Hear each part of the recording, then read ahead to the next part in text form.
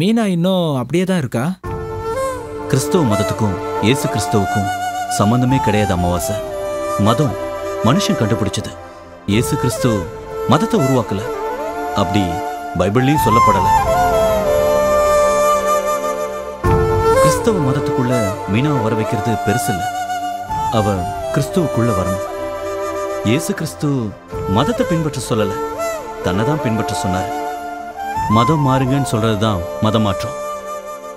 நான் மனம் மாறுங்கன்னு தான் சொல்றேன். யாரையும் வற்புறுத்தக்கூடாது. மீனாவுக்கு சத்தியம் என்ன நான் சொல்லிட்டேன். அந்த சத்தியத்தை உணரும் போது அவ இயேசுவை ஏத்துப்பா. என்ன கேட்டா இவர் ஒரே கடவுளை தான் கும்பிடணுன்றாரு. 30 முக்கோடி தெய்வம் இருக்குன்னு சொல்றாங்கல்ல. நான் எல்லா தெய்வங்களையும் வணங்குறேன். ஒருத்தர் இல்லைனாலும் ஒருத்தர் என்ன காப்பாத்துவாரே. ஒருத்தர் காப்பாற்ற மாட்டாருனாலே அவருக்கு அந்த வல்லமை, சக்தி, அருள் இல்லைன்னு தானே அர்த்தம். எந்த காரணத்துக்காகவும் ஒரு தெய்வம் காப்பாத்தலனா அது கடவுள் இல்லைன்னு தானே அர்த்தம். அந்த கடவுளை சப்போர்ட் பண்ற இன்னொரு கடவுள் எப்படிப்பா கடவுளா இருக்க முடியும்? ஒரு பஸ்ஸை மிஸ் பண்ணா இன்னும் ஏறி போயிடலான்ற விஷயமா அது? கடவுளையே கேவலப்படுத்துற மாதிரி இல்ல. கடவுளுக்கு 6 குணங்கள்னு சொல்லுவாங்க. சுயம்பு, அனாதி, அருபி, ஆதிகுணர், சர்வவியாபி, ஆதி.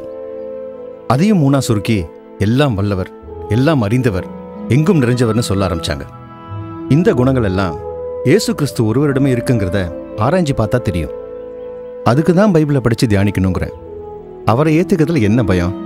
பயப்படாம நகை போடாத, பொட்டு வைக்காத, பூ வைக்காத, வெள்ளை ட்ரெஸ் தான் போடணும்னு சொல்லுவீங்களேன்னு தான் நானே முதல்ல பயந்தேன். இயேசு கிறிஸ்து சொன்னதை மட்டுமே தான் செய்யணும்னு நான் சொல்றேன். இந்த உலகத்தால் கரைபடாத படிக்கு தன்னை காத்துக் கொள்கிறதே பிதாவாகிய தேவனுக்கு முன்பாக மாசில்லாத சுத்தமான பக்தியாக இருக்கிறதுன்னு பைபிள் சொல்லுது. கரெக்ட். கிறிஸ்தவம் எந்த கலாச்சாரத்தையும் போதிக்கல. இறந்த பிறகு பரலோகம்னு ஒரு உலகம் இருக்கு. அங்க எல்லாரும் வரணுங்கிறது தான் ஆண்டவரோட விருப்பம். அது நிறைவேறணும்னா பாவத்திலிருந்து விடுதலை பெறணும். அதுக்கு இயேசு கிறிஸ்து மட்டும்தான் ஒரே வழி. அந்த இயேசு வெறுக்கிறது பாவத்தை மட்டும்தான். பூவையோ பொட்டையோ நகையையோ கிடையாது. அவ்வளவு ஏன், இயேசு கிறிஸ்துவே நகை போட்டிருந்ததை பார்த்ததா அவருடைய சீஷர் யோவான் சொல்றார். 7 குத்து விளக்குகள் மத்தியில நிலையங்கி தரித்து மார்பருகே பொற்கச்சை கட்டியிருந்த மனுஷகுமாரனுக்கு ஒப்பானவரை கண்டேன். கலாச்சாரம் வேற, விசுவாசம் வேற. அந்த காலத்துல அப்போஸ்தலர்கள் யூத, கிரேக்க, லத்தீன் கலாச்சாரத்தை போதிச்சிருந்தா இந்த அளவுக்கு உலகம் முழுவதும் கிறிஸ்துவம் பரவிருக்காது, கிறிஸ்துவையும் அறிஞ்சிருக்காது.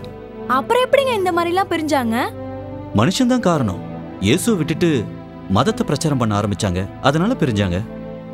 இந்த மாதிரி பிரிஞ்சதுனால நிறைய குழப்பம் இருக்கு. ஏன் பாஸ்டர், பைபிள்ல கூட கடவுளே ஜாதியை பத்தி சொல்லியிருக்காருன்னு ஒருத்தர் சொன்னாரு. அது உண்மையா?